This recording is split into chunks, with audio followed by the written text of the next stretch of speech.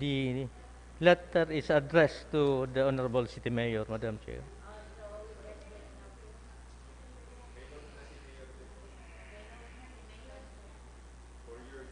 For your deliberation, consideration.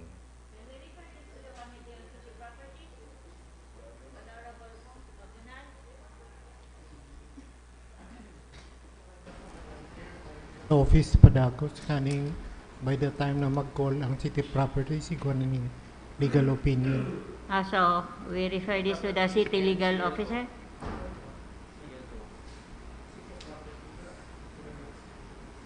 City properties and?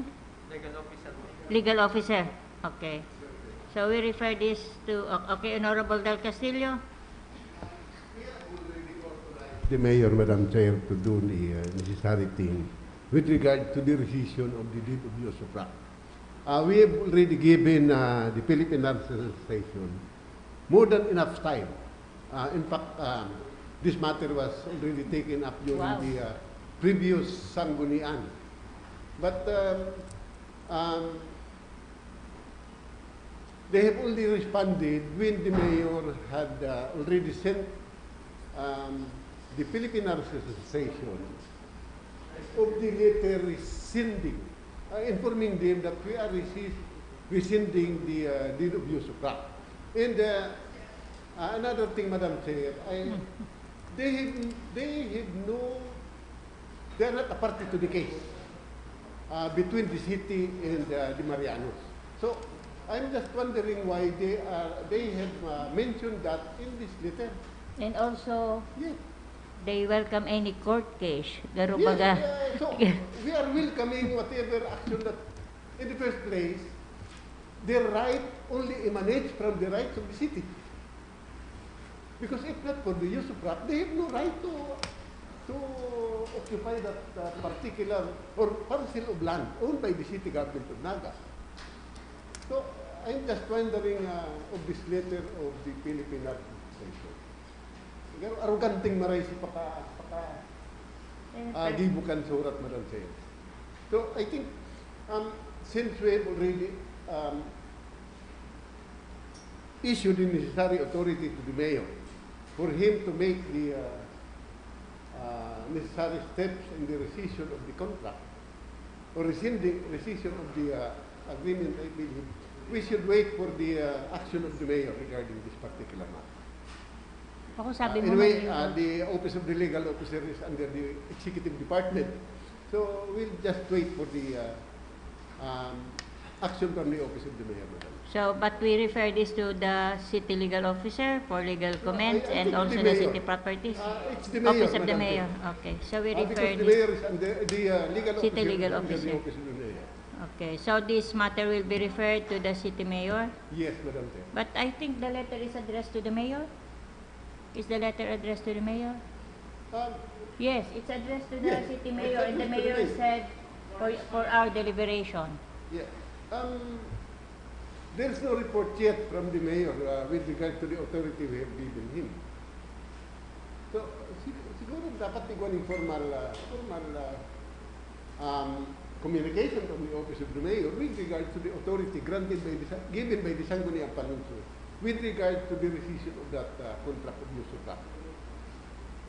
Thank you, Madam. Okay, thank you, Honorable Del Castillo. Honorable Rosales?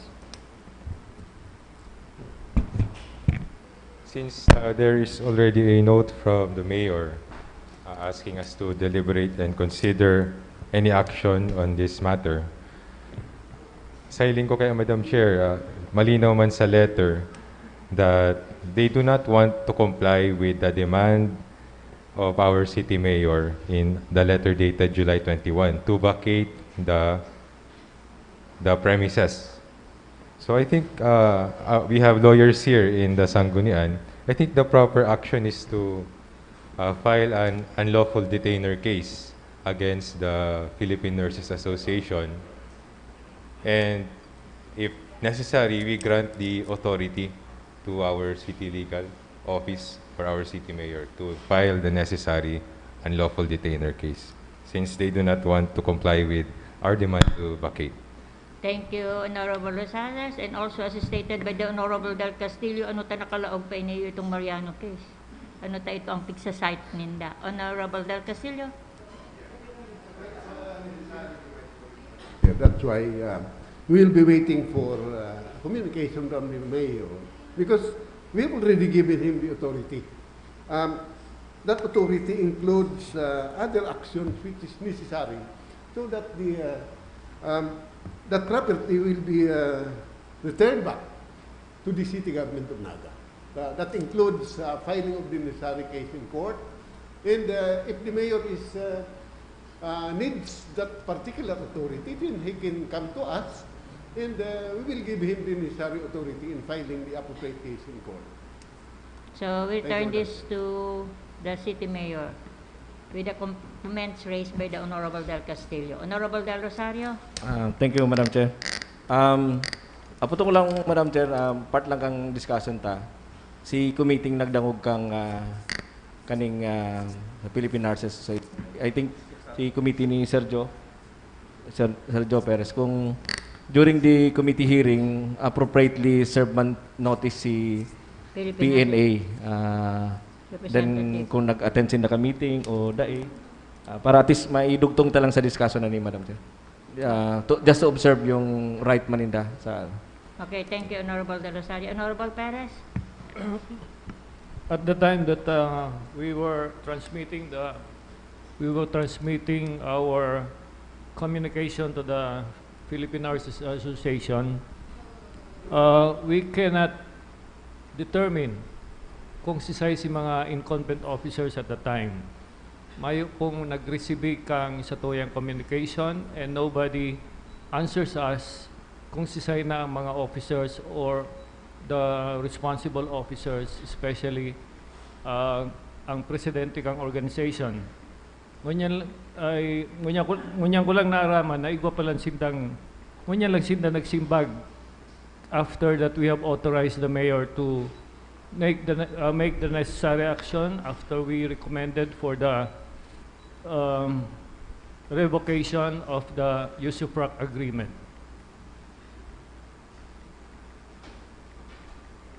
Ngunyan lang po nagluwas dyan sa surat niyan si mga officers.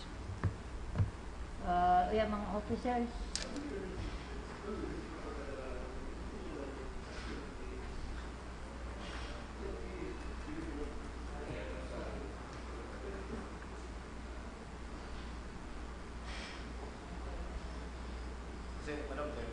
Akong retired na si. Okay, Honorable Del Rosario. kasi aram tama baga na kadakol kita mga nurses di sa Kamsur and Naga City and ngunyan na ang importante lang Madam Chair na mayong nakuaning officers kadto ang sa tuyang secretariat is yung mga nagsiserve taning notices kasi baka hunaon man kan si mga nurses na dahil sinda konsulta dahil sinda naka-receive ning notice. So may extensive effort man, may diligent efforts man na ginibuan sa tuyang secretariat. Although very big ining association na ni. Kaya siguro baka nabigla man sinda. But I'm amenable, Madam Chair, kung ano ang decision kang sanggunian dyan sa bagay. Okay, thank you, Honorable Del Rosario. So we return this back to the Mayor with the comments raised by the other members of the Sangguniang Pag-uusap. Next item. The letter dated August 14, 2020, upon ng Barangay Veronica Panganiban of San Isidro submitting her verified counter affidavit relative to the complaint filed against her by Mr. Mark Refer this to the Hernandez Committee de on Guzman. Blue Ribbon. Blue Ribbon. Copy Next of item. Memorandum Circular Number 1 on the streamlined guidelines for the issuance of permits, licenses, and certificates for construction of shared passive telecommunications Public tower utilities. infra. Public utilities. The undated letter of Mr. Nolasco Gisalva of the Human Resource Management Office submitting recommendation on the correct position titles and job descriptions of the new plantilla positions under the Office of Senior Citizens. Was it pending in a And- committee? Senior citizen or Laws and ordinances. I think it's with the laws and ordinances kasi yung ano eh, position type of title. Also, laws and ordinances. The letter dated August 13, 2020 of Mrs. Fe Cledera of Barangay Igualdad submitting a certification from LTO being Committee on requested by Transport. the Committee on Transport. The letter dated August 1, 2020 of Ms. Maria Guadalupe Espinas, Corporate Affairs Manager, LCC, addressed to the City Planning and Development Officer following up the status of the Naga City Comprehensive Land Use Plan. Per information from HLURB, the same has not yet been approved by the agency, thus they cannot proceed with their application for conversion of land use. Is it pending with the Committee on Land Use? Okay, Committee on Land Use. The letter dated August 11, 2020 of Attorney Rebecca Grace Marano of the City Legal Office transmitting documents for consideration and or comments in order to formalize the acquisition of the properties located along Almeda Highway in Concepcion, Grande.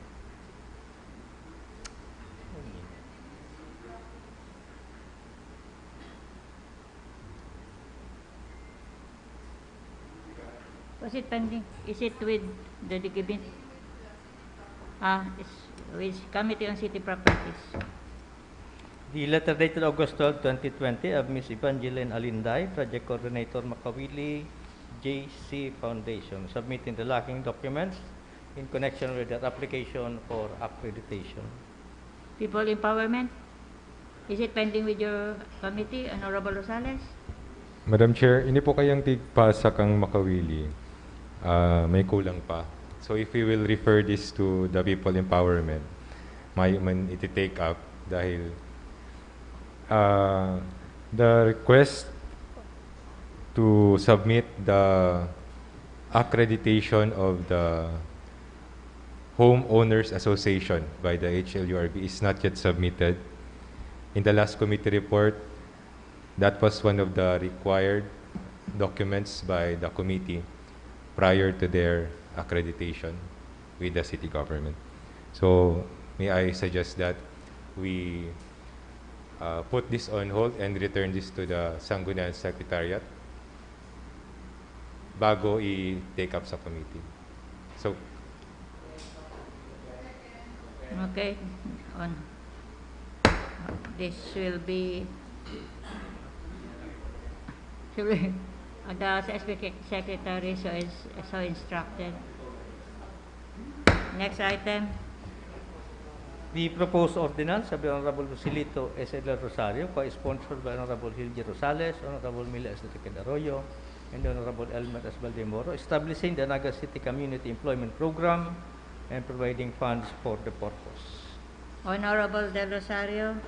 Madam Chair, this is being submitted on third and final reading. May I invite your attention to Section 3, 5, and 8. In Section 3, Section 3,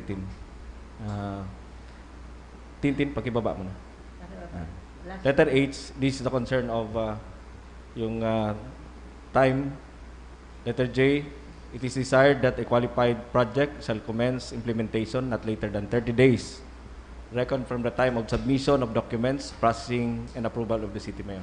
This addresses the concern of Councilor Mila Rakit Arroyo. In Section 5 states there, pakibabatin.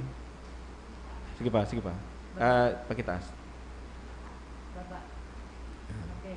This concerns the manifestation of Councilor Oying. Letter G, submit list of beneficiaries and accomplishment reports regularly to the Office of the City Mayor and sa kunang panunsod for monitoring purposes. And Section 8,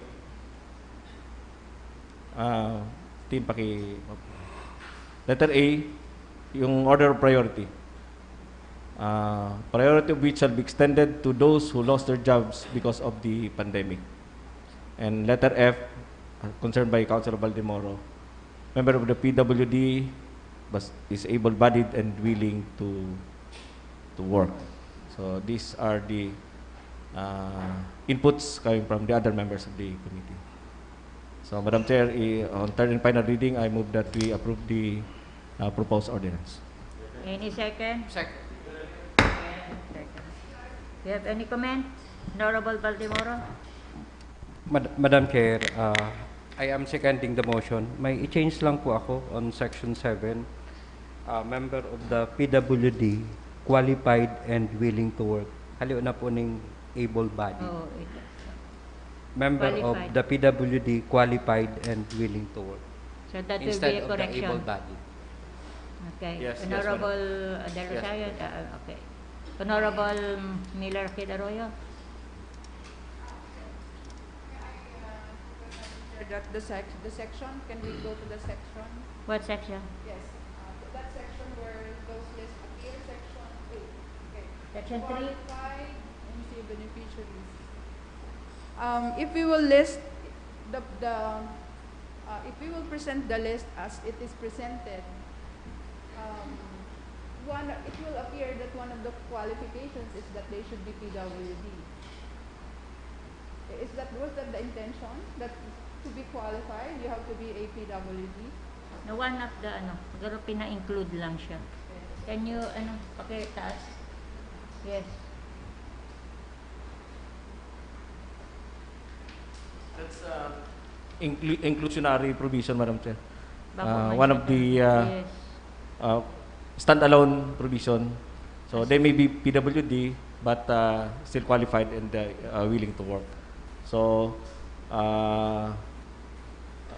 basta nag-qualify siya, he or she can avail of this ordinance, Madam Chair. Yes, but the way it is presented, it will be read as it is one of the qualifications.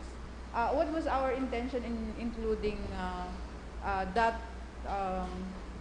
emphasis? Is it to be that they be given priority? No. No.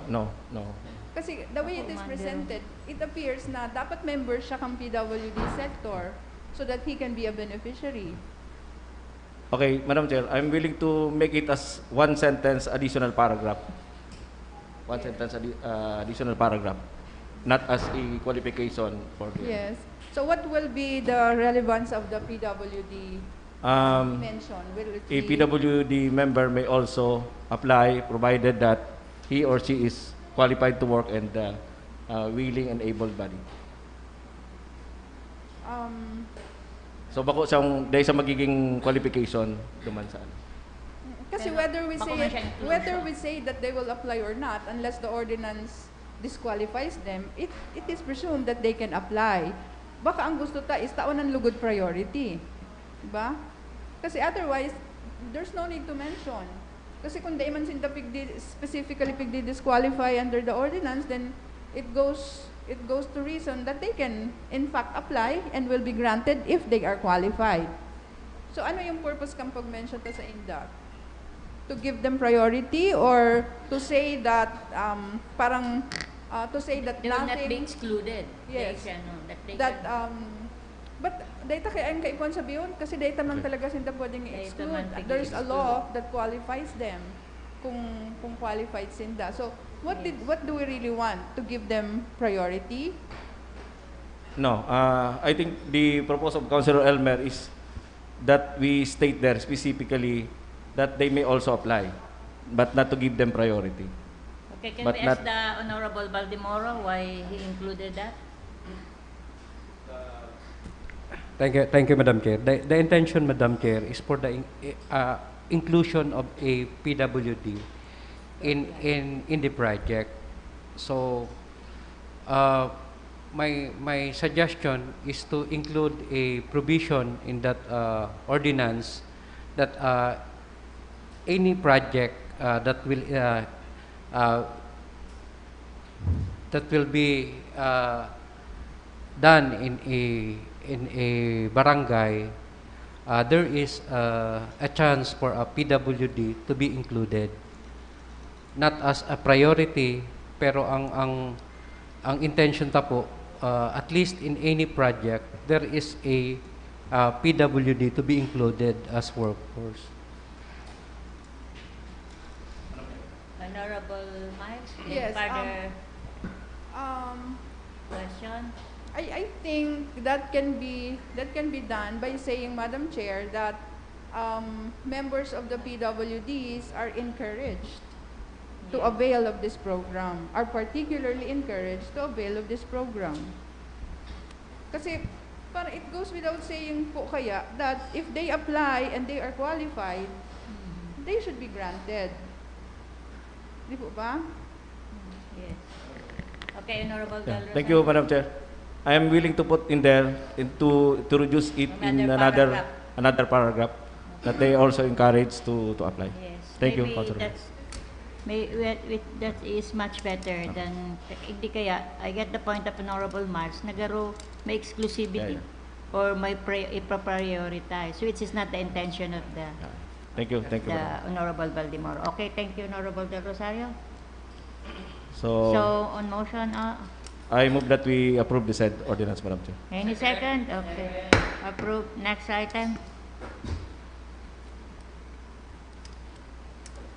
Source of fund. The letter dated August 14, 2020 from the City Budget Officer.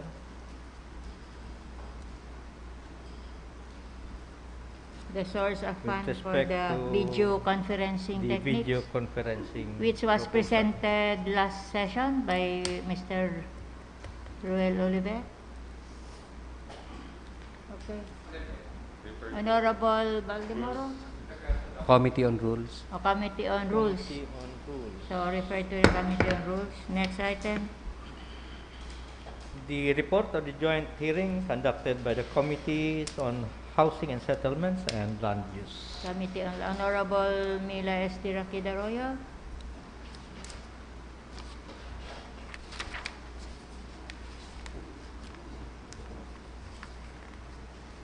Madam Chair, may I request acknowledgement of the report of the Joint Committees on Housing and Settlements and Land Use for hearing held on August 14, 2020.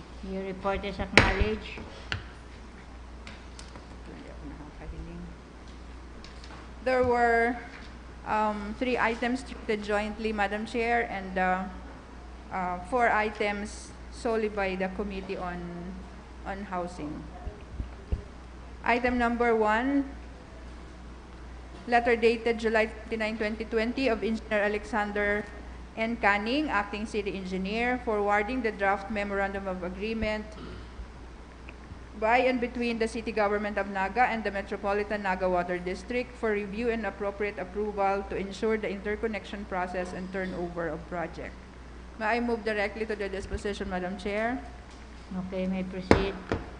Considering the necessity for the interconnection of the water line extension at Palmera Village 2 resettlement site, Sitio Salonggigi, Cararayan, Naga City, for improvement and sustainability of water supply, the body resolved to authorize the City Mayor to enter into memorandum of agreement with the Metropolitan Naga Water District for the turnover of the water line facilities in the said resettlement projects, subject to the ratification by the Sangguniang Panglungsod. So we move, Madam Chair. Any second? Okay. Item number 2, letter dated August 7, 2020 of His Honor the City Mayor of the City, requesting for the passage of an expropriation ordinance to acquire the properties of Mr. Alfredo Baron et al., located in Barangay Pacolde City, with the additional authority for the City Legal Officer to represent the City of Naga in the expropriation proceedings, especially during the pre-trial conference. May I move directly to the disposition, Madam Chair? Proceed.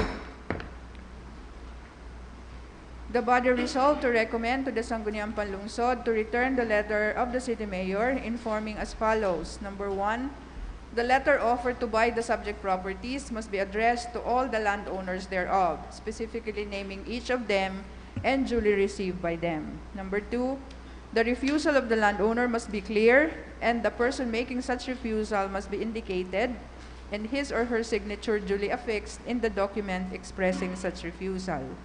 And number 3, the copies of the TCT covering the subject properties, their latest declaration, tax declaration, and the appraisal of the property must be attached in the request for passage of an expropriation ordinance. So we move, Madam Chair.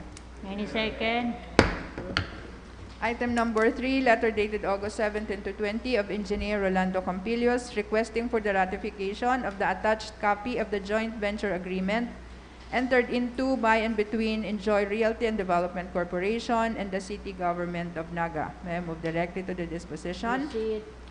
On motion of Honorable Joselito del Rosario, duly seconded, the body resolved to recommend to the Sangguniang Panlungsod the approval of the development and construction of drainage canal to serve Upville resettlement site as ERDC's compliance with the balanced housing requirement for its subdivision development. So first, Madam Chair, we are approving the scheme of compliance, which is the developer developing the drainage canal in Upville resettlement site. So we move, Madam Chair. Any second?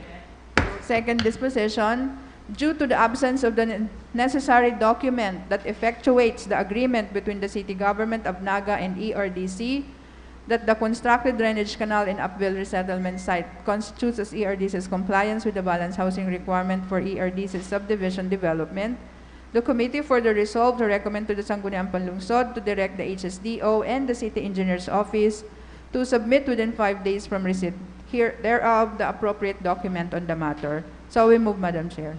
Any second? Item number 4, letter dated August 3, 2020 of Mr. Rodel A. Nicolas Sora, seeking assistance relative to the request of the 10 informal settlers of Barangay San Francisco, Naga City. We move directly to the disposition, Madam Chair. Proceed. The body resolved to recommend to the Sangguniang Panlungsod to request the 10 informal settlers at San Francisco, Naga City Riverbank to put in writing their decision to forego the resettlement sites awarded to them, so that the city will be guided as to what assistance may be extended to them. So we move, Madam Chair. Any second? Item number 5, letter dated July 20, 2020 of Mr. Wilfredo B. Prillos Jr., City Planning and Development Coordinator, submitting the technical evaluation of the document submitted by Engineer Emeterio L. Aman, Proprietor Manager of Aman Engineering Enterprises, relative to his application for preliminary approval and locational clearance of the proposed Naga urban residences located at Barangay San Felipe, this city. We move directly to the disposition, Madam Chair. Proceed. The body resolved to defer the matter in view of the fact that no development in the area subject of the application must be made pending the issuance of the policy and the DP. If development is already being introduced, necessary penalties must be imposed. Thus, in order to determine whether the activity taking place in the subject property is already considered as development which constitutes violation of existing laws and ordinances, the body resolved to recommend to the Sangguniang Panlungsod to direct the offices of the city engineer and the city planning to inspect the property and to submit its report within 5 days from receipt hereof. In their conduct of inspection, Attorney Clavicilia and PB Punong Barangay Alfonso Rodriguez shall be invited as observers. So we move, Madam Chair. Any second? Number 6 and last, letter dated August 11, 2020 of Mr. Wilfredo B. Prillos Jr., City Planning and Development Coordinator, submitting the technical evaluation relative to the request of Mr. Jasper S. Peñaflor for rezoning of a parcel of land located at Barangay Concepcion Grande, this city. We move directly to the disposition, Madam Chair. Considering that a firing range in a residential area could indeed pose danger to the residents therein, and noting that the grounds for the community opposition is valid, on motion of Honorable Ranyola, duly seconded by Honorable Perez, the body resolved to recommend to the Sangguniang Panlungsod to deny the application of Mr. Jasper S. Peñaflor for rezoning of a parcel of land at Concepcion Grande, Naga City. So we move, Madam Chair. Any second? That ends my report. Thank you. Thank you, Honorable Arroyo. Next item. Before the new business, Your Honors, earlier we temporarily deferred the proposed ordinance of the Honorable Mila S. Raquel Arroyo, amending ordinance number 2020-46 by incorporating certain provisions that provide additional measures to strengthen community action against the spread of COVID-19. Okay, Honorable Honorable Arroyo. Yes, thank you, Madam Chair. Actually, the additional provisions are already contained in certain memorandum circular of the Department of Labor and Employment and the Department of Trade and Industry. The request for amendment is so that the city can conduct inspection and enforcement of those provisions even without the presence of DTI and the DOLE. Because right now, Madam Chair, we cannot enforce those provisions because those are DOLE memorandum and DTI memorandum. So to capacitate our enforcement units responsive to COVID-19, specifically the Health Emergency Response Task Force, we need to put them in our ordinances. So if there are no more questions, Madam Chair, sections 12 and 14 are specifically being proposed to be amended, plus the mandate for more public information on the rules and regulations, and mandate for the different business owners to submit a copy of their written protocol, COVID-19 protocol, that they are enforcing within their establishment, so that we would know the particular protocols being carried out in their establishments, and evaluate the same whether they are in consonance with the policies being enforced on this matter. So the submission will be made to the Naga City DRRMO, and review shall be assisted by the actor. Okay, okay, Honorable Del Rosario, and then Honorable Thank you, Castillo. Madam. Comment. May comment lang ako, Madam, sa 14.4. Yan sa contact tracing, I think I suggest na it should be the CEPIO yung lead office na sa information dissemination. Kasi pag kadakol ng opisinang involved sa information dissemination, na wawaltak na ang message very clearly kang LGU. So, ako, Madam Chair, instead of the ACTO na shall lead in the dissemination, CEPIO na lang, Madam Chair, para saro lang ang messaging messaging office para clearly may suggestion ko lang, Madam Chair. Actually, Madam Chair, it is actually the CEPIO that's lead. The lead is CEPIO, but in partnership with the other concerned offices also, because ACTO is part of the HERTF and the NCDRRMO and our ICT. So it's already CEPIO that's the lead. Nakabugta kaya, Madam Chair, dyan sa 14.3 Yes.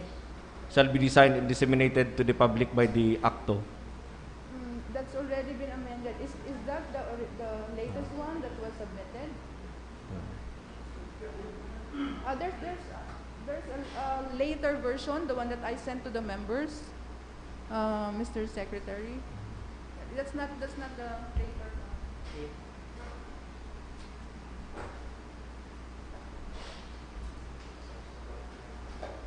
Yan. Baba. Sige, can we go back to it? They will only design the form, because they are in fact working already with the MNCCI on the design of the barcode. There will barcode ba yan? Itong square, ano ang yan? Namayan. It's not a barcode actually. So the design will be the responsibility of the ACTO. Right now, they are already the ones designated by the city mayor. So it's just on the design of the forms.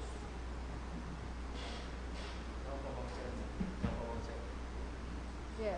Yung nasa last sentence of the first paragraph, shall be designed by and disseminated to the public by the arts culture.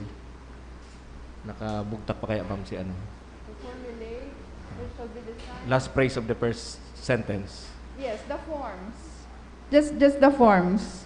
Okay. I think the dissemination should be left to the CEPIO, not ACTO. QR code pala. Because if it was designed in direct coordination with ACTO, they are in a better position to undertake information on the barcode.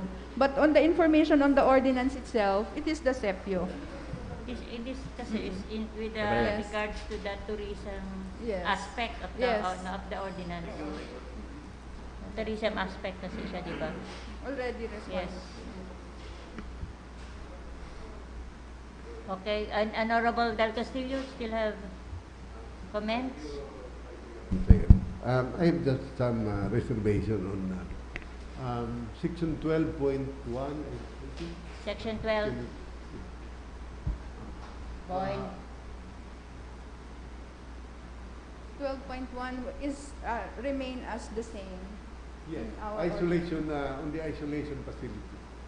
Because as of now, I believe our facilities are 12.11. already- 12.11. Yes, 12.11. Our facilities are already in full capacity. So we'll be needing additional funds to assign other or additional facility. No. This is in It the will include those. vicinity, in the work. Yes, in the work that's right. In the work. When this is Bako kita. kung ang mga establishment, Madam Chair, mayo ning sa daring isolation facility, they will go to the city. They will go to the city. And the city has the obligation to provide.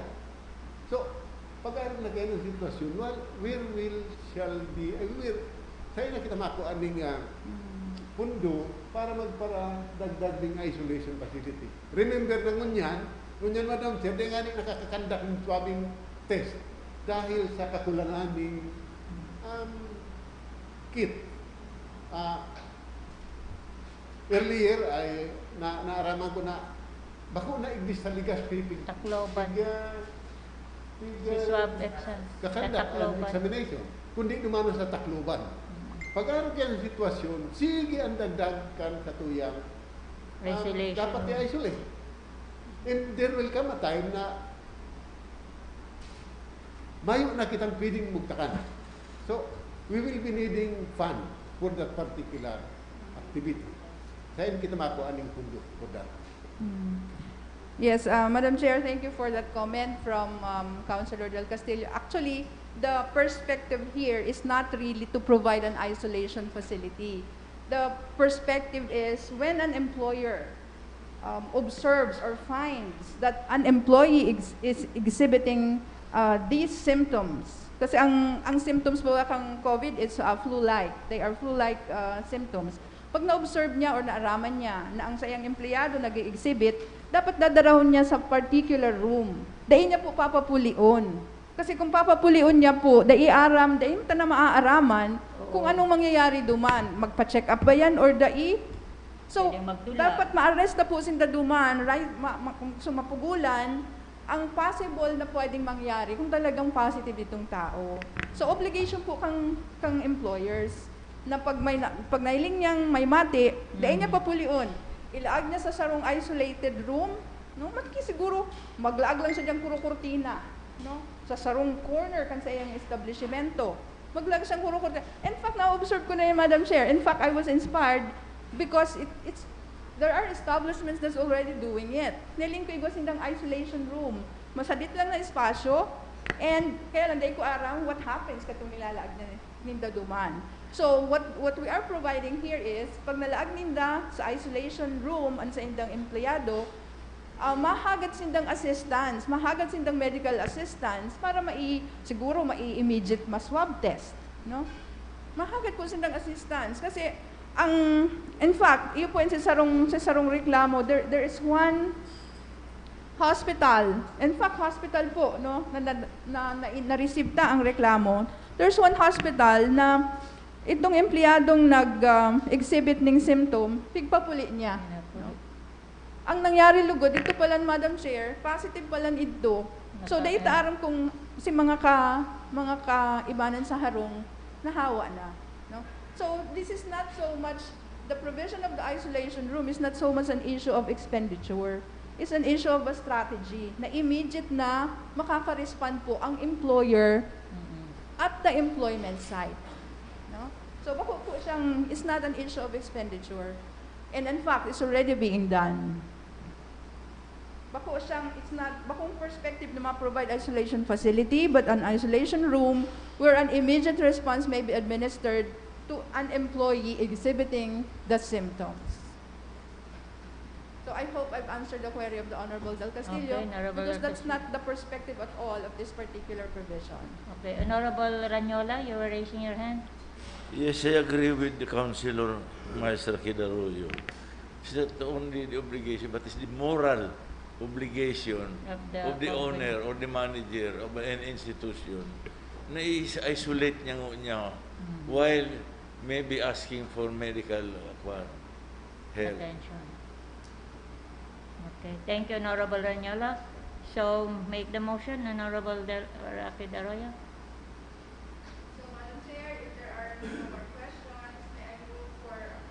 Of the passage of this ordinance as proposed. Okay, Thank any you. second? Approved. Next item. New business. The endorsement from the Trimobile Task Force endorsing the application for transfer of Trimobile franchise. Transport. The proposed ordinance of the Honorable Mila Rakid Arroyo strengthening the implementation of urban agriculture program in order to augment incomes and make available human immunity boosting agricultural food Laws products. and ordinances. And agriculture. Agri and livelihood. So, agriculture, livelihood, and the other committee. Mahina. So, this matter is referred to Committee on Agriculture and the Committee on Livelihood, Trade and Investment. Next item. Lead committee will be agriculture. Agriculture. Next item. Nominal voting. Honorable Elmer Baldemoro. Before the nominal voting, Honorable Lagunal. Honorable Beltran. Ikang itinutukdo. Thank you, Madam.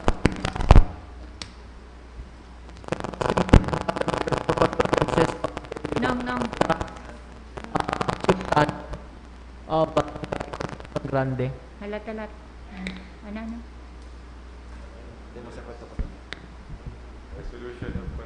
Resolution of condolences for the late Chief Tanod of Concepcion Grande.